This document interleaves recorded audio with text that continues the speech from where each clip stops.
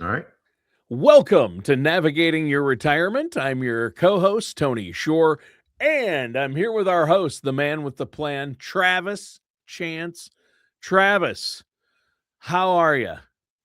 Tony, I'm good. I'm good. Yep. Just hanging in there. I'm glad tax season is behind us. That was a pretty hectic period, but we're now beyond that, and Yep. hopefully everybody has started to see their tax returns flowing in and paying off that credit card or that little bit of debt that maybe they were carrying, and hopefully feeling a little better. So it's just another great day in paradise.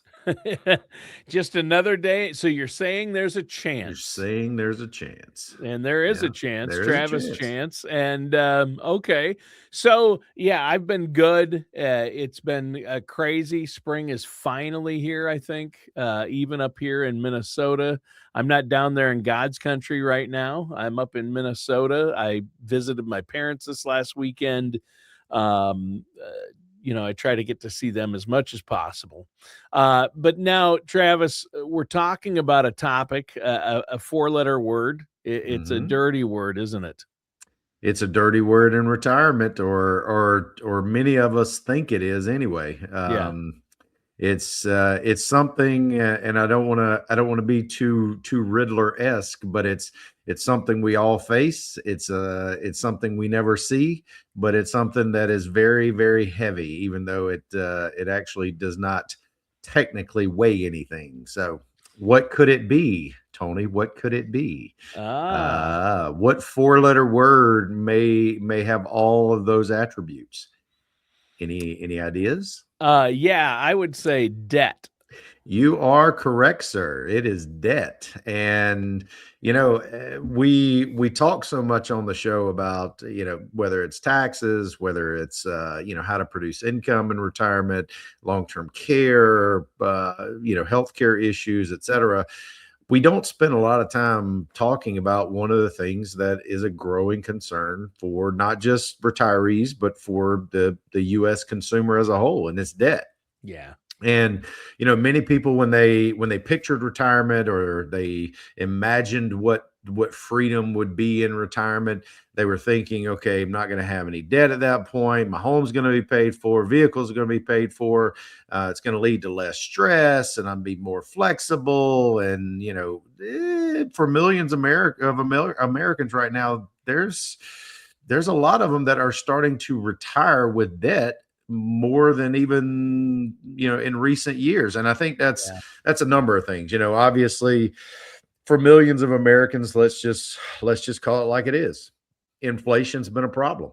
Yeah, it has. Coming out of COVID, COVID wreaked havoc on a lot of the consumer habits, because what did we do? We had a glut mass of purchases of homes, refinance, remodeling homes, etc. Now, debt's probably low on those. I get it, because interest rates are probably 2-3% for a lot of people. I know my mortgage is still in the threes, because I refied like a lot of people, like we're talking about. So I just, I'm in that category too, right? Refied. But Yep. for retirement people, coming into that stage of life, maybe it seemed like a great idea at the time, but maybe it added 5 years or 10 years to their mortgage, or like I said, remodeled a home, or now carrying that debt. And especially, you compound that with recent years of 20-30% in inflation on certain household items. That's now wreaking havoc, because you're also seeing those same retirees maybe start to also carry some credit card debt that they Yep. weren't in the past. The average vehicle price is now in the 50,000 range. Yeah. Crazy. That is massive, right? Yeah. So what we're going to talk about today are reasons that so many retirees now enter retirement with debt. Yep. Which debts can be harmful, and there are some things that I'll be honest, I don't share the thought that everything that you have debt on is a negative. Oh I yeah, no, do I there's do good think there are some things that you could probably classify as good debts, kind of an There's good debt. oxymoron, There's right? good debt. There Um, is. It's crazy to say, but there's times when, and businesses and the wealthy do this all the time. They use the bank's money. mhm, If they can get a low interest rate, why would they use their money that can be sure, earning what, sure.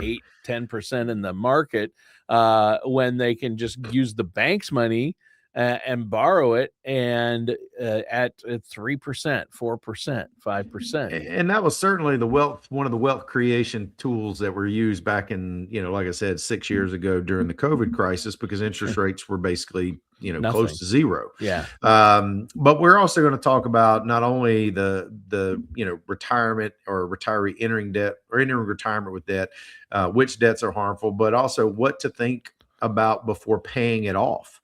Yeah. Because do you take a big lump sum out of your retirement to pay it off? That might be more harmful than helpful.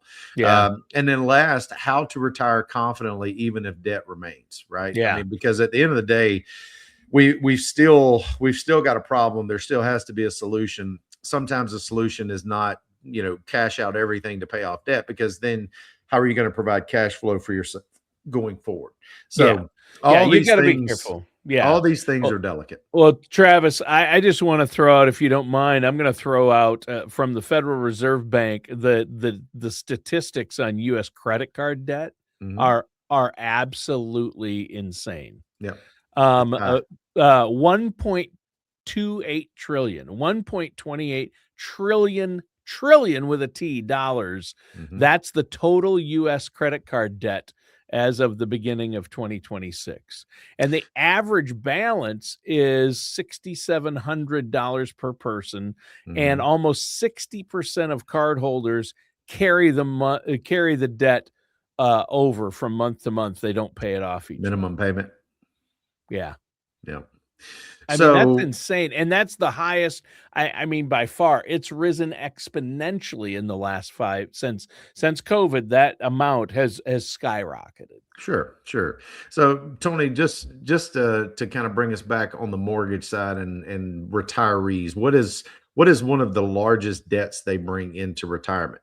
And it's obviously not a big surprise. It's Their it's mortgage. mortgages. Yeah, yeah, And your household mortgage, right? mortgage debt has increased dramatically, especially over the last 2 decades. Yes. Mortgage balances among households nearing retirement has risen significantly. And according to actually research from Harvard, more homeowners 65 and plus still carry mortgage debt compared with other generations. Why? Mm, It's because people are buying homes later now. I mean, the average, what is it? The average person right now, and I forget the statistic. It's around 40 years old is when the average first time home buyer is now entering the market. So if you have a 30-year mortgage, you're 40 years old. Even if you don't move, which most people will, if you don't move, you maybe got a mortgage into your 70s or into your late 60s, early 70s if you just pay the normal payment per month. mhm, So that could be an issue. Many refinance their home into new 30-year terms back whenever we had sub 3% interest rates. Some upgraded their homes, and that I kind of agree with, because I mean, let's face it. I know we've talked previously about some of my home struggles, and I'm already thinking about my late 40s, about to be 50 here shortly. I'm already thinking, if we were ever to build another home or to renovate again, we would probably go ahead and start thinking about widening doors, right? Making sure everything's handicap accessible. Going ahead and making some of those upgrades now so that you don't really have to incur those costs later. Home prices also have increased massively because of that short-term demand, and I'm really struggling with why. And I know it's because of supply and demand, and I get we're underbuilt, but I'm really struggling with the fact that you've got a very I would say heavy seller market now, a very light buyer market. Interest rates are where they are, and home prices just are stuck. They just are yeah. staying there. And that's kind of worrying me, to be perfectly honest, because supply and demand, if interest rates go up, price typically comes down, and that really hasn't been the case for the last 5, almost 6 years. And also, let's also be very honest. I do think a lot of that is also because builders and other entities can come in the market. BlackRock comes in, buys a whole neighborhood. They don't buy the house, right? So that's also Right. another thing that's driving some of these price increases. So, but during your working years, it's about cash flow, and it's okay, maybe you can afford to cash flow that property, and debt doesn't really seem like it's that heavy, because during your peak earning years, incomes are probably rising, and that's the Yep. reason why you're able to carry that debt. And during that time, you have the Jones kind of mentality. You Keeping have up with the the Jones. nicer vehicles, the Yep. bigger homes, the travel, Yep. the children Sure. financially are also being able to kind of lean on you heavily, and you have larger recurring bills. But as you get closer to retirement, now you have retirees that are really starting to come back full circle, and they're starting to become the sandwich generation, where they saw their parents maybe be the sandwich generation previously, Yeah. right? Because now you may be forced to help an elderly parent at the same time that you have children just getting out of the house, just needing a little bit of extra help because maybe the job market isn't really what they thought. And, hopefully they didn't come out with an English lit degree. And I'm sorry, just throwing that out there. Or maybe, What are they gonna do with yeah, that? I what are you don't going to do with know. that? I don't know. But anyway, sorry for your English lit majors. Don't hit me if you see me. But it's really a struggle. And a Yeah. lot of times what happens is retirement, and that thought starts to push back retirement.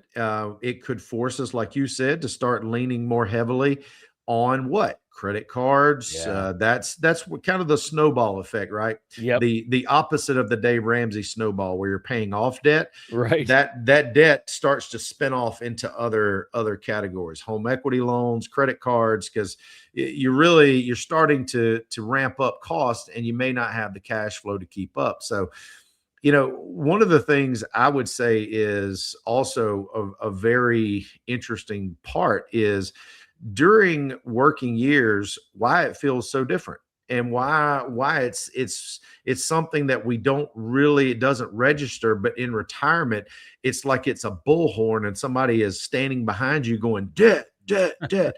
Why? It's Yeah. because when you're working, what are you getting, right, Tony? You're Or getting raises on your income. Most likely, you're getting bonuses. You're able to work overtime. Your time horizon looks so much further down the road. you have income and methods of getting more money. Exactly. Yeah. But in retirement, the reason it starts to feel more burdensome is because retirement income is often fixed. You have social security benefits, you have pension benefits, your investment withdrawals, required minimum distributions later in life. It's more regimented. It's not the same. You don't get that overtime, you don't get those bonuses. And that's the reason why it could go from feeling very manageable to feeling very heavy.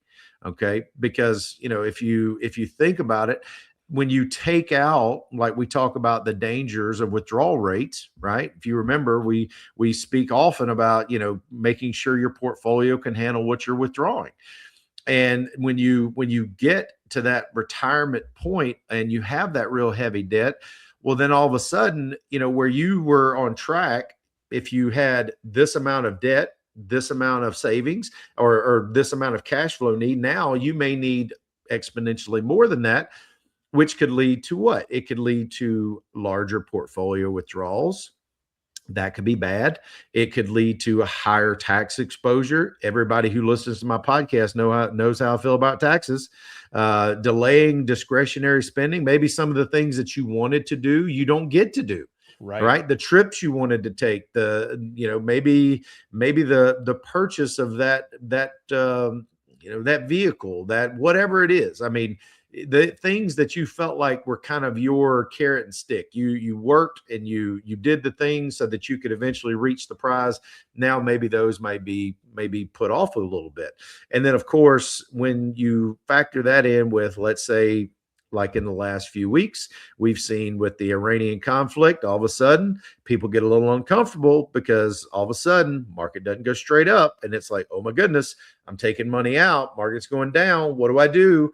It just adds to that additional anxiety, Tony. Yeah. And But that's there why. are solutions. That's why you need a plan and work with somebody Absolutely. like yourself. So you're not worried about taking money out while the market's down. You shouldn't be in that position in the first place.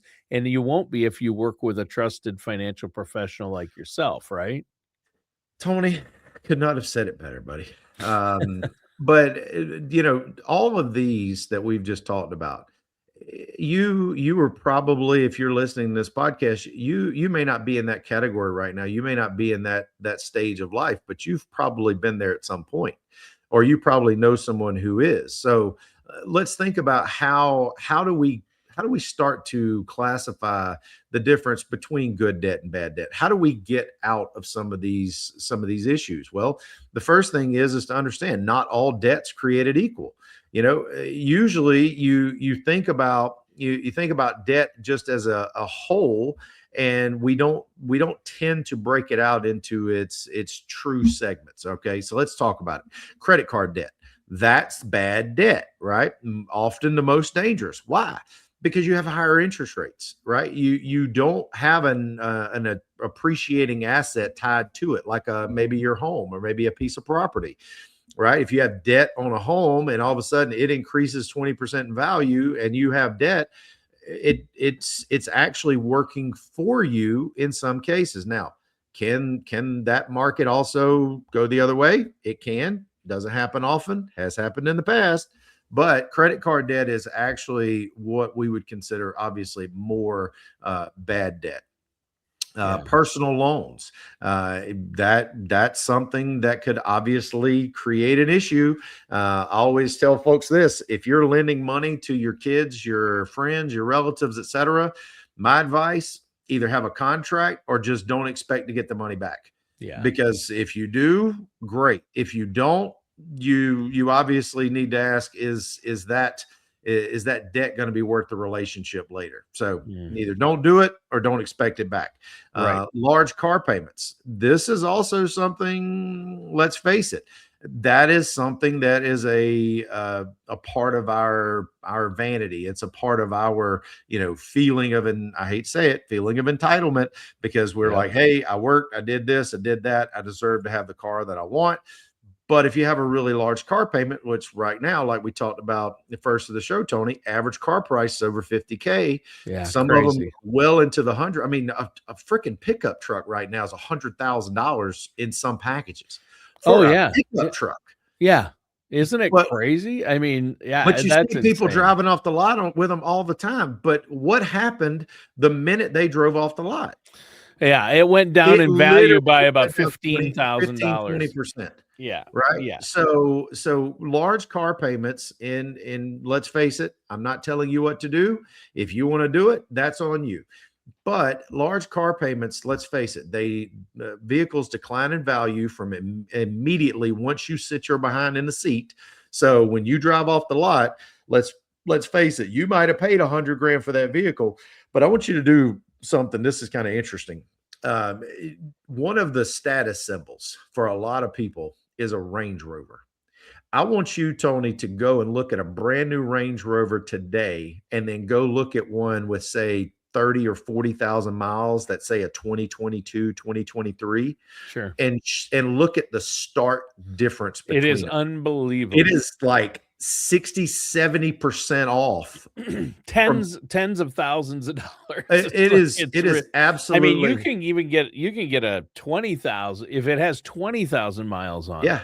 It's gonna be, and it's maybe 1 or 2 years older. It's Still or all the same bells and whistles. yeah, it's going to be so much less. But people do it all the time. And Yeah, that's the point is folks, there is good debt and bad debt. And that Yeah. is my opinion. That's bad debt. Now, Yeah. something that kind of rides the fence, if you're using your home equity to improve your property and improve your value of your property, that could be classified as good debt. But if you're using your home equity as a slush fund and you're just literally going out and, kind of like 2008, buying the flat screen TVs and all the stuff, all the things, that may not be adding to your good debt or to your good side. So, that is something we need to keep clarity on what we're spending and how we're spending.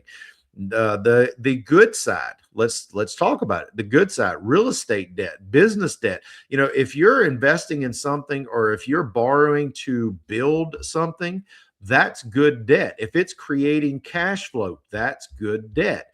If your rate is low and fixed, that could be good debt.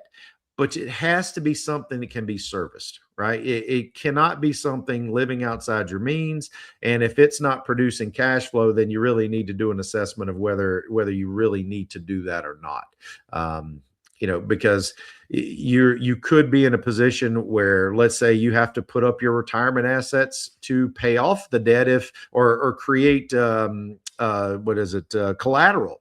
Yeah. Maybe, I mean, there's a lot of cases where, let's face it, if you want to borrow X, you got to put up Y.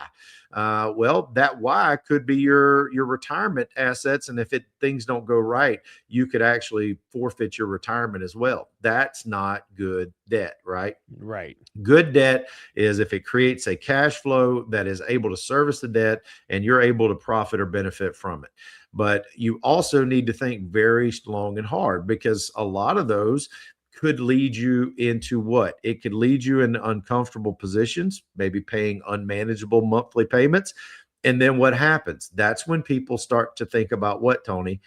Maybe I should just take a little bit of my retirement and cash it out and pay it off. Yeah. But what happens in that case? What do most people not take into consideration? With Taxes. Yeah. The And we taxes are on we that are in a money. progressive tax rate system. So if you're already pulling or getting, say, $100,000 or 50,000, whatever your number is, if you add 50 or 100,000 on top of it, you're probably no longer in the 12. You're in the 22, or you It's might not gonna be in the bump it into 22. a You're it's in the gonna bump you into 24. the higher tax bracket, and you Yep. don't wanna do that. You don't And you want to don't do wanna that. touch your retirement money until you're retired. That's for retirement, Right. right? But prioritizing that sometimes is easier said than done. Sure. Now, and there are some things, let's face it, I can understand, and let's think through those. If you have high interest debt, right? If you're paying like 22, 24, I mean, heck, there's a lot of credit cards out there getting 30% interest right now. If you're in a 12% marginal tax rate, I could understand taking, like you said, 6,700 is the average credit card debt. Take 6,700, pay it off, be done with it, because it's costing you more in interest service payments than it would to actually go ahead and service the entire part of the debt. I get that. But what you don't want to do is you don't want to say, okay, I'm going to disregard taxes all the way around and I'm just going to take it out no matter what, because then what happens? You could be forced to pay a 20-25% tax rate. And if you, let's say your debt's only in the 5 or 10%, maybe it's a mortgage, then it's like, I don't know if I would have done that. Maybe the benefit to that could be taking it over 2 tax years or maybe 3 tax years, right? Maybe your goal was to pay it off in a more accelerated format. Well, okay, instead of taking, and I'm just going to throw a number, 60 grand, don't take the 60 grand all at one time. Take 20 grand maybe in tax year 2026, maybe take 20 grand January of 27. You could really get some accelerated some payoff very quickly. 2 tax years, that could be days or months apart. Then take the remaining 20,000 and January of 28. Within a 13-month time frame, you've already paid off that debt, but Uncle Sam has had it spread over 3 tax years. That could be the difference in, say, 25% taxes, maybe 12% taxes. Yeah. That's when it starts to make a lot more sense.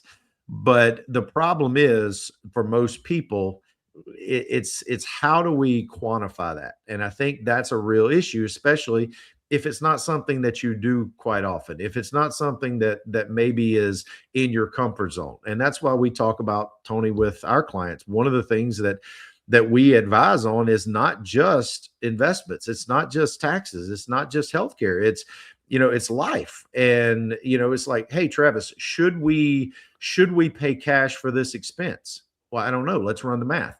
Okay, if you do, then under this environment, these circumstances, you should be fine, right? Maybe it takes a little bit of your legacy away. Or, no, ma'am, I don't think that's a good idea, because if you look, by doing that now, that stone in the pond today causes a ripple that basically causes you significant harm later in life. Yeah. The problem is, most people have either they don't have the time or the resources to devote to actually creating that type of analysis.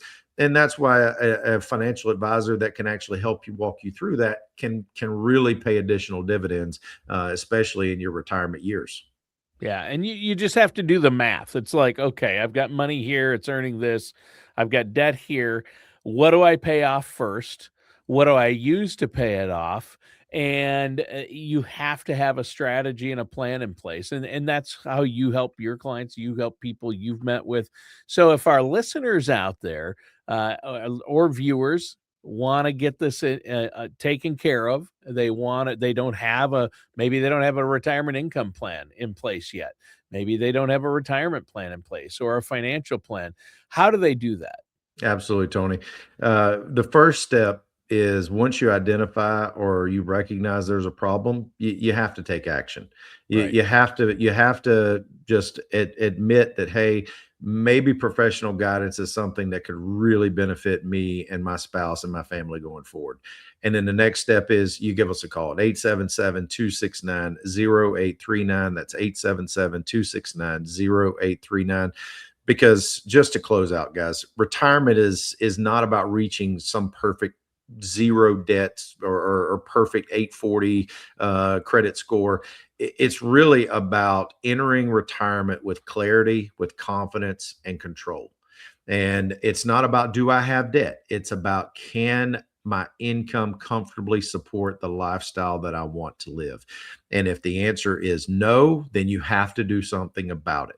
And if retirement for you guys is within 5 years, or maybe you just retired, or maybe you've been retired for a while and you're having that anxiety, trying to balance your debt, your monthly obligations, and your cash flow, take action while you still have options. Give us a call, 877-269-0839, or by all means, visit us on the web, chancefinancialgroup.com. Check out one of our classes coming up in your area.